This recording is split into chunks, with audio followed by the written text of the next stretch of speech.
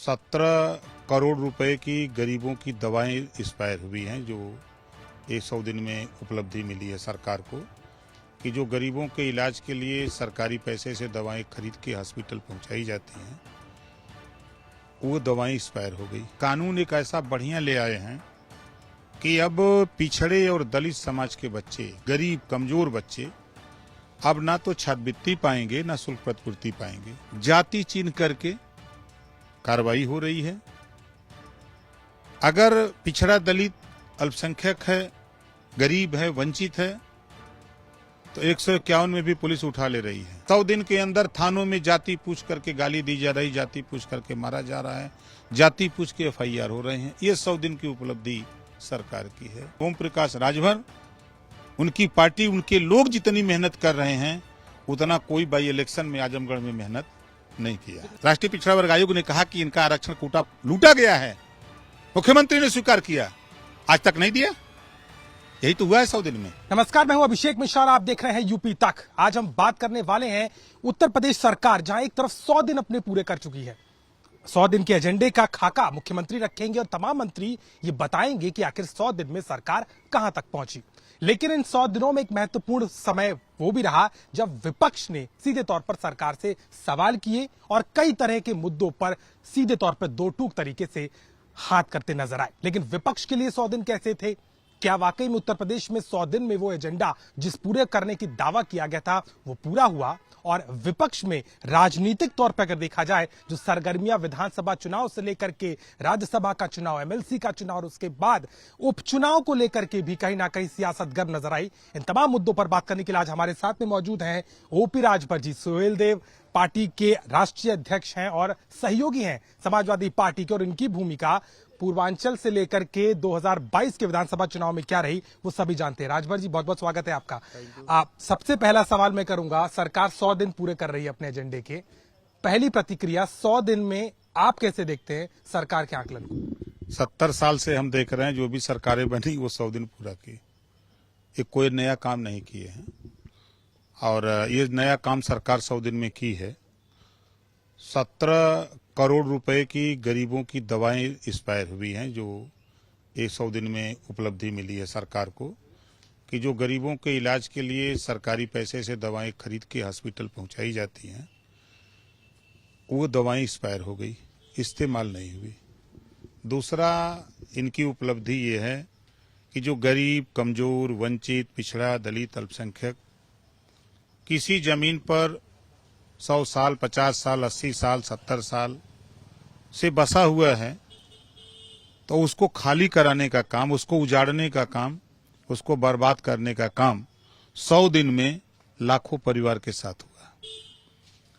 तीसरा काम इन्होंने किया है कि कानून एक ऐसा बढ़िया ले आए हैं कि अब पिछड़े और दलित समाज के बच्चे, गरीब कमजोर बच्चे अब ना तो छात्रवृत्ति पाएंगे ना शुल्क प्रतिपूर्ति पाएंगे। जो पिछली सरकारों की पॉलिसी थी कि भाई एडमिशन करा लो और उसके बाद विद्यालय वाले एडमिशन करा लेते थे, जो शुल्क प्रतिपूर्ति का पैसा जाता था तो उसी पैसे से वो फीस ऐड कर लेते थे। अब इन्होंने कानून बना दिया कि पहले फीस जमा करो, एडमिशन कराओ, उसके बाद तो फिर हम देंगे। तो गरीब कमजोर के पास इतना पैसा होता तो फिर संविधान में व्यवस्था क्यों बनती गरीबों को पढ़ाने के लिए? चौथा, इन्होंने बहुत बढ़िया काम किया, हिटलर शाही, जाति चिन्ह करके कार्रवाई हो रही है। अगर पिछड़ा दलित अल्पसंख्यक है, गरीब है, वंचित है, तो 151 में भी पुलिस उठा ले रही है। और यहां अगर वही भारतीय जनता पार्टी का नेता है तो उस 307 हो, 292 हो, SC ST हो, लेकिन उसकी गिरफ्तारी नहीं हो सकती, इस नाते कि वो भारतीय जनता पार्टी का बदले की भावना से बड़े पैमाने पर कार्रवाई 100 दिन के अंदर हुई है, जिसका नजीर ये माननीय विधायक जी यही हैं, बेदी राम जी खुद हैं। सरकार के सुर में सुर मिलाइए तो आप बहुत अच्छे हैं, अगर सरकार के सुर में सुर न मिलाइए तो आपका सुर बेकार है। तो अगर सुर बेकार है तो फिर आपके खिलाफ कार्रवाई भी होना तय है। तो सरकार की जो उपलब्धि सरकार गिना रही है, 100 दिन में कौन सा इन्होंने प्लांट बैठा दिया, फैक्ट्री बैठा दी जिसमें 500 आदमी काम करते हो? कुछ तो ऐसा नहीं हुआ। हाँ, एक काम हुआ कि इन्होंने 100 दिन का काम दे के मंत्रियों की एक टीम बना के भेजा, तो मंत्रियों ने रिपोर्ट दिया सरकार को कि दरोगा से लेके डीएम तक सब भ्रष्टाचार में लिप्त हैं। ये उन्होंने रिपोर्ट मंगवाई। पिछली सरकार जो बीजेपी की थी, उस समय मैं कहा करता था कि जिस थाने में सपा बसपा की सरकारों में 500-1000 में काम होते थे, वो अब 5 से 10,000 हो गया है। इधर 100 दिन में वो रेट बढ़ करके अब 20 से 50,000 हो गया है। एफआईआर अगर आप लिखा लीजिए तो समझ लीजिए कि गोल्ड मेडल आप जीत लिए। ये हाल है। 100 दिन के अंदर थानों में जाति पूछ करके गाली दी जा रही, जाति पूछ करके मारा जा रहा है, जाति पूछ के एफआईआर हो रहे हैं। ये 100 दिन की उपलब्धि सरकार की है। और आपने तो बड़ा अच्छा आकलन कर दिया सरकार का। मुझे लगता है प्रेस कॉन्फ्रेंस से पहले आपने कई बातों को सामने रख दिया, लेकिन अब अगला सवाल ये कि विपक्ष के नाते 100 दिन कैसे देख रहे हैं? हमने देखा भी विधानसभा चुनाव के बाद राज्यसभा का चुनाव हुआ, एमएलसी का चुनाव हुआ, और अभी उपचुनाव में आपका ही गढ़ था, आपका ही क्षेत्र था पूर्वांचल में, आजमगढ़ से आप सीट हार गए, रामपुर से भी हार आपको देखने को मिली, और आपने खुले तौर पर कहा भी है कि अब समय आ गया है, अखिलेश यादव को सोचना पड़ेगा, और आपने खुद इस बात को कहा कि एक बड़े तौर पर बदलाव की जरूरत है। उस पर आपका क्या कहना है? नहीं, देखिए, किसी का कोई गढ़ नहीं।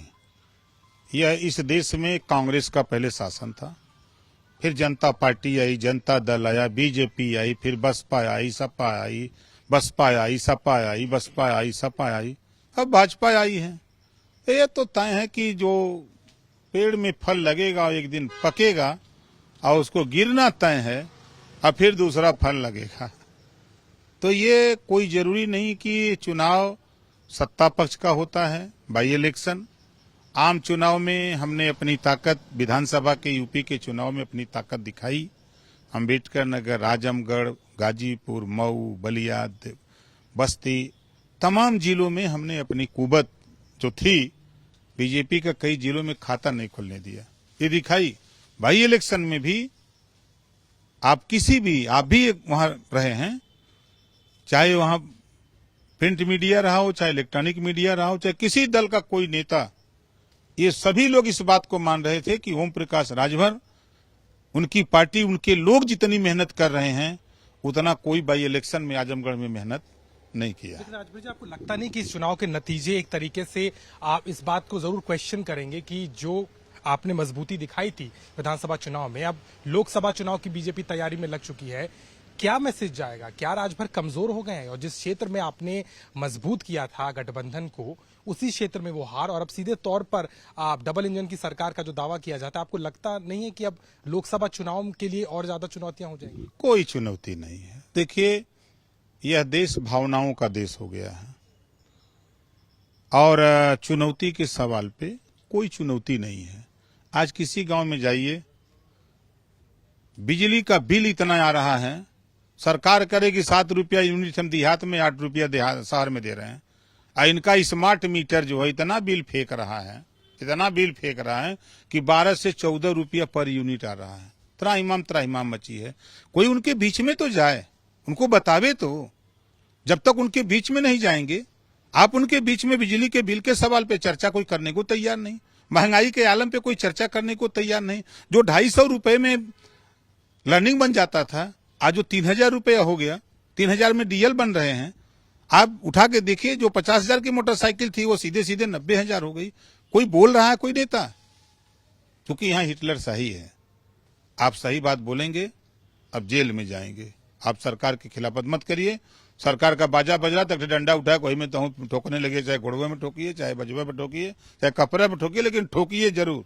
सरकार कहती है अगर गलती करेंगे, चल लेते थोड़ा सा, सरकार तो कहती है अगर गलती करेंगे तो भुगतना पड़ेगा, चाहे विपक्ष का हो चाहे पक्ष का हो। अवैध संपत्ति है किसी की भी हो गिराई जाएगी, दंगे जिसने भड़काए उसके खिलाफ में कार्रवाई होगी। इलाहाबाद में भी हुई और प्रयागराज में और कई जगहों पर हमने देखा, कानपुर से लेकर के।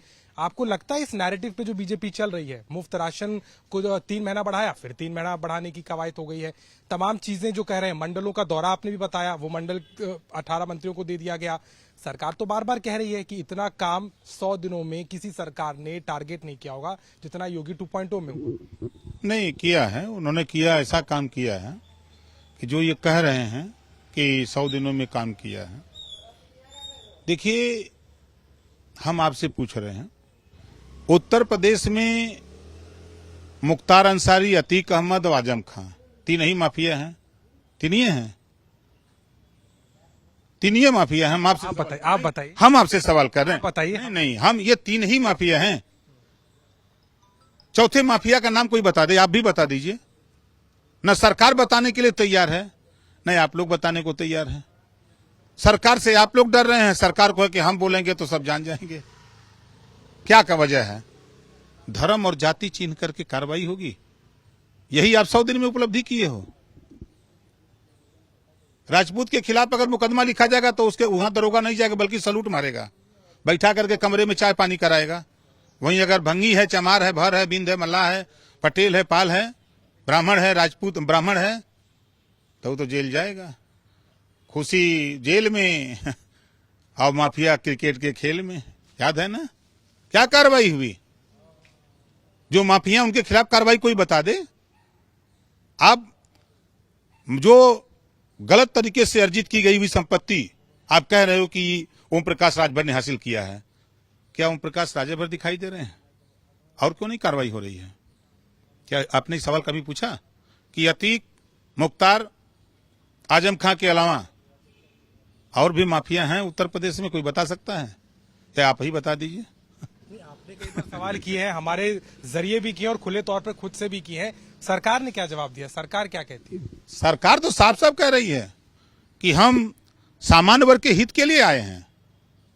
ये बैकवर्ड शेड्यूल कास्ट माइनॉरिटी के लोग नासमझ हैं। 69,000 शिक्षक भर्ती घोटाला हुआ, 68,500 शिक्षक भर्ती घोटाला हुआ। किसका हिस्सा लूटा गया? पिछड़े दलित अल्पसंख्यक का। कौन लूटा? भारतीय जनता पार्टी की सरकार ने लूटा। किसको दिया ये बताएगी? 100 दिन का कार्यकाल पूरा होने जा रहा है, आज सरकार में दम हो तो बता दे कि लूट के किसको दिया है। मुख्यमंत्री ने स्वीकार किया कि हाँ हमने लूटा है।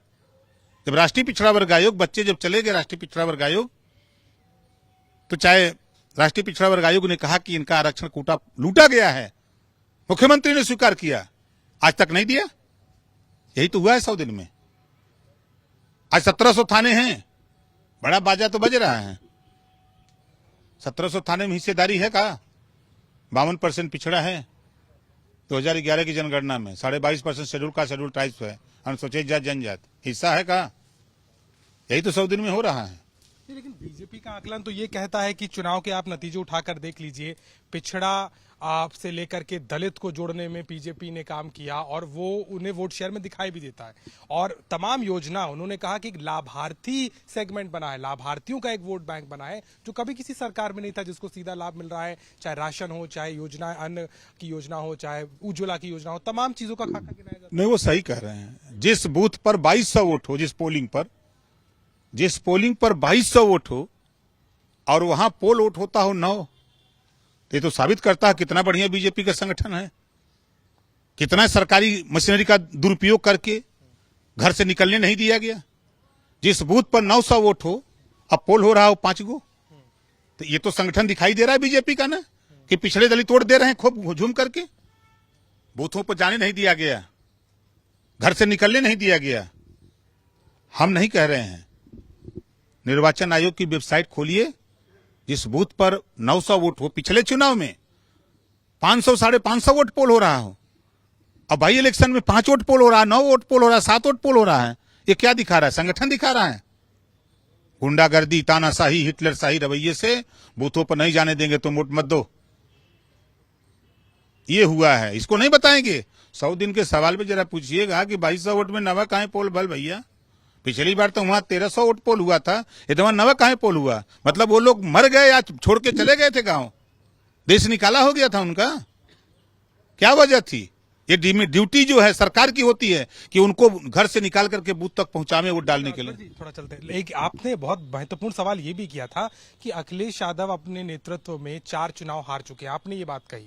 और आपने ये भी कहा था कि मायावती के साथ में जो गठबंधन किया था, अगर वो दोबारा हो या वो साथ आती हैं तो शायद कुछ हो। आपको भी तो लगता है ना कि एक बदलाव की जरूरत है? अगर अखिलेश यादव नेतृत्व कर रहे हैं विपक्ष का, तो आपको लग रहा है कि 24 को देखते हुए बदलाव की विपक्ष को भी जरूरत है, आपके गठबंधन को भी जरूरत है? देखिए, पिछड़े और दलित वंचित को धोखा अगर कोई दे रहा है तो बसपा और सपा आपस में लड़के दे रहे हैं।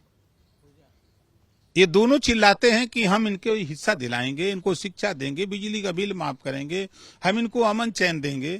तो फिर ये दोनों अलग अलग काहे लड़ रहे हैं? जब इसी घर में जाना है तो दरवाजा तो एक है ना, तो फिर काहे अलग अलग हो आप लोग? आप लोग क्यों धोखा दे रहे हो? और अगर कमर कसे हो तो घर से निकलो भाई, बाहर आओ, मैदान में आओ, लोगों को लेकर के आप लड़ो, झगड़ो, जनता के बीच में जाओ। अब वो राजनीति खत्म हो गई जो कमरे में बैठ करके होती थी। तो अखिलेश यादव क्या कमरे में बैठ के राजनीति कर रहे, इसलिए चुनाव हार? क्यों नहीं गए आजमगढ़? सवाल ओम प्रकाश राजभर का, क्यों नहीं गए आजमगढ़? ओम प्रकाश राजभर 12 दिन वहां धूल फांक रहा है। हम भी राष्ट्रीय अध्यक्ष हैं, प्रेमचंद प्रजापति को लेकर हम वहां धूल फांक रहे हैं, हम अपनी 350 टीम को लेकर धूल फांक रहे हैं, और ये लोग बैठ करके एसी में रसमलाई चाप रहे हैं। अखिलेश यादव की जाना चाहिए था, रामपुर भी जाना चाहिए था। देखिए, गौवा में कहल सर, जब इंजन चलेला तो डब्बा जितना जुड़ल रहला सब चल जाता है प्लेटफार्म पर। वो मगर मन किसी चक्के में 2-4 में बैरिंग सैरिंग भी गड़बड़ रहता है तो घसीट के पहुंचा देता है। तो जब इंजन नहीं चलेगा तो पीछे से डब्बा ठेल के कितना ले जाएगी? बैरिंग सैरिंग फूट गल 2-4 तो जाम हो जाई। आपने नहीं कहा, आप तो उस अंचल से आते हैं, आपको तो अंदाजा हो गया होगा, तो आपने नहीं कहा कि आपको प्रचार के लिए आना चाहिए? बिल्कुल कहा, क्यों नहीं कहेंगे? हम तो, हमसे ज्यादा कौन कहने वाला है धरती पर? हम तो बराबर ललकारते रहते हैं। लेकिन उन्होंने क्या कहा, क्यों नहीं आए? अब ये सवाल उनसे पूछे कि आप क्यों नहीं निकलते हैं तो बताएंगे। कोई जवाब दिया होगा? नहीं, हमसे तो कहेंगे ठीक है हम विचार करेंगे। चुनाव बीत गया, रिजल्ट आ गया, विचार कर रहे हैं अभी। ओपी राजभर को हम कहाँ देखेंगे? 100 दिन में आपने तमाम चीजें बता दी विपक्ष के लिहाज से भी। आप एक तरफ कह रहे हैं कि अखिलेश यादव को बहुत चिंतन करने की जरूरत है, उपचुनाव की हार को लेकर के भी आपने बात कह दी। ओपी राजभर हमें कहाँ दिखेंगे? क्योंकि आप खड़े तो अखिलेश यादव के साथ हैं, लेकिन ऐसी बातें सुन के मुझे नहीं लगता कि उनको लगेगा कि हाँ राजभर जी हमारी भावनाओं को समझ पा रहे हैं। सड़क पे हैं, हम जहां हैं वहीं हैं, हम जहां रहते हैं वहीं सच बोलते रहते हैं। 18 महीना में बीजेपी गवर्नमेंट में था ना, आप ही लोग ना पूछ रहे थे, मुख्यमंत्री से और कैबिनेट मंत्री से भिड़ान होती थी। हम कोई ठिका पट्टा के लिए नहीं लड़ते थे। हम जब छात्रवृत्ति नहीं मिलती थी, शुल्क प्रतिपूर्ति नहीं मिलती थी, किसी थाने पर जुल्म जाती होती थी, तो उसी बात को लेकर लड़ते थे। तो हक के लिए लड़ना कोई बुरी बात थोड़ा है। हम बार बार शिकस्त दें, उससे सीख न लें, तो कर्तव्य बनता है कि अपने सहयोगियों का कर्तव्य बनता है कि सही बात बताए। तो इसी नाव पे रहेंगे कि नाव भी बदल सकती है? तो उसे कहा नाव बन गई? दूसरी नाव तो कोई बनी नहीं। हमने तो एक नाव बनाया है, उसमें बैठाया है, अब सब लोग चल रहे हैं। किनारा मिलेगा? बिल्कुल मिलेगा। कौन कहता है चलनी में पानी नहीं रुकता? बर्फ जमने तक आस लगाए रहिए। लेकिन कुछ नेता वैसा कहते हैं कि सुबह का नाश्ता आपका कहीं और होता है, शाम की चाय कहीं और होती है, कुछ आपका बलिया का भी कनेक्शन है, कुछ आपका पुराना भी याराना है, वो याराना बीच बीच में दिखाई देता है उसका। नेता अगर अपने घर का खाना खाया तो नेतागिरी क्या करेगा? समझ रहे हैं ना? नेता वही है जो दूसरे का खाना खाए और नेतागिरी करे। अपने घर का खाएगा तो माँ बाप मार के भगा देंगे और कुछ नहीं कर पाएगा। तो वो हमारा संबंध सबसे, आपसे संबंध है। अब यूपी तक से संबंध है, ये बीपी से संबंध है, ईटीवी से संबंध है, जितने चैनल है सबसे संबंध है, तो सभी चैनल पे जाते हैं। राजभर जी को सब पसंद करते, सारे पार्टी में, क्रॉसओवर पार्टी में राजभर जी की स्वीकार। भाई, मायावती जी सोनिया से मिलेंगे तो कोई चर्चा नहीं, मुलायम सिंह जी मोदी जी से मिलेंगे कोई चर्चा नहीं, अखिलेश जी या मुलायम जी योगी जी से मिलेंगे कोई चर्चा नहीं होगी। ममता जी जाएंगी सोनिया से मिलेंगी, कोई चर्चा नहीं। लेकिन ओम प्रकाश राजभर अगर किसी से मिल लिए तो देश में तूफान आ जाता है। नहीं, क्योंकि इसलिए आता है ना कि राजभर अगर मिल लेते हैं तो उसके बाद में खुले तौर पे कहते हैं कि अखिलेश यादव को प्रचार के लिए आना चाहिए था, चुनाव की स्थिति बदल सकती थी। तो आदमी तो ये आकलन करेगा ही ना। तो उसमें आकलन नहीं किए। जब मैं सरकार में था तो मैं आकलन बताता था ना, और सरकार से हटा तब भी आज भी कह रहा हूं जो सच्चाई है सच मैं बोलता हूं। सच कड़वा होता है, सच सुनने की आदत जिसमें नहीं है मत सुने, लेकिन सच तो कहूंगा भैया। धरातल पे अगर गर्मी है तो गर्मी तो बताऊंगा गर्मी है। कोई कह दे नहीं पाला पर था तो हम तो नहीं मानेंगे। यहाँ पसीना निकला था, कोई कहे पाला पर था, तो उससे बड़ा बेवकूफ की बात धरती पर भाई। आखिरी सवाल लूंगा, समय होने को चला है। आप अखिलेश यादव के साथ हैं, दिख भी रहा है और आपने कहा भी है, भविष्य क्या दिख रहा है? क्योंकि अखिलेश यादव, आप कह रहे हैं कि एक तरफ बदलाव की जरूरत है, मायावती भी साथ आए। आपको लगता है आने वाले समय में, चूंकि अब लोकसभा चुनाव को लेकर के तैयारियां शुरू हो गई हैं, क्या प्रारूप होगा अब आपके गठबंधन का? कौन लोग आएंगे? कैसे आप इस गठबंधन को चुनौती देंगे बीजेपी के खिलाफ? देखिए, जिस देश में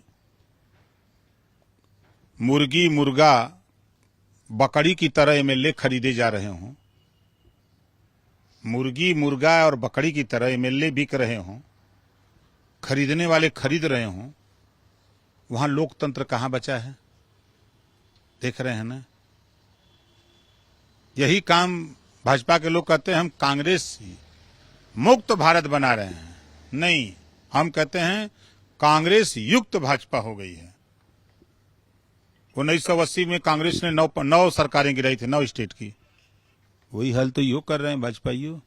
कौन नया काम कर रहे हैं? आप क्या करेंगे? मैं तो पूछ रहा हूँ कि विपक्ष के तौर पे अब ओपी राजभर क्या भूमिका निभाएंगे? अखिलेश यादव की तो आपने बात बता दी, अब ये गठबंधन कैसे चलेगा? आगे क्या होगा? चलेगा, अब चलेगा, तूफान की तरह चलेगा, देखिएगा ना। इसे रुपया हो जाने दीजिए। धान की रोपाई गंगा में बड़ी तेज हो शुरू हो गया है, रोपाई हो जाने देखिए, तूफान की तरह चलेगा। अखिलेश यादव के साथ ही खड़े हैं 24 तक, 100%। 24 तक, एकदम 24 तक है, आगे तक जब तक ले चलेंगे। पहले 24 तो हो जाए। नहीं, वो अजुआ कह दे कि नहीं रहेंगे तो हम नहीं रहेंगे, वो कह दें कि नहीं रहेंगे, हम में कौन दिक्कत बा? हम तो अकेले पैदा हुए हैं, अकेले चले हैं और अकेले रहें। 20 ठे गोल बांध करके हम लोग बैंड पार्टी बना देंगे, खट से थगड़ा बाजा बजवा देंगे, उमन कौन दिक्कत है हमें? लेकिन वो कह दें कि नहीं आज के बाद हमारा आपका काम खत्म, वो बयान दे, तब हम साथ छोड़ने वाले हैं, उसके पहले नहीं। बिल्कुल, यानी कि सरकार बने ना बने, लेकिन आप अखिलेश यादव एकदम 100% उनके साथ है। साफ तौर पर ओपी राजभर सीधे तौर पर, खुले तौर पर हमेशा बोलते हैं, और इस बार भी यूपी तक से बात करते हुए सीधे तौर पर सरकार के 100 दिन की आकलन पर भी टिप्पणी कर रहे हैं। खुले तौर पे कह रहे हैं कि अखिलेश यादव के साथ ही खड़े रहेंगे, और जिस तरीके से विपक्ष की भूमिका है, जो कमियां हैं, उसको भी बता रहे हैं। लेकिन एक बात साफ कर रहे हैं कि उत्तर प्रदेश में 100 दिन के एजेंडे पे जो सरकार दावा कर रही है, उसमें कई ऐसी बातें हैं जिसके आकलन करने की जरूरत है, और एक विपक्षी सहयोगी के नाते लगातार इन बातों को सामने रखेंगे। चाहे 100 दिन हो, आगे 6 महीना होगा, लेकिन 24 तक फिलहाल पूरे तौर पर अखिलेश यादव के साथ खड़े होने का दावा कर रहे हैं। लखनऊ से कैमरामैन रोहित कांत मिश्रा के साथ अभिषेक मिश्रा, यूपी तक।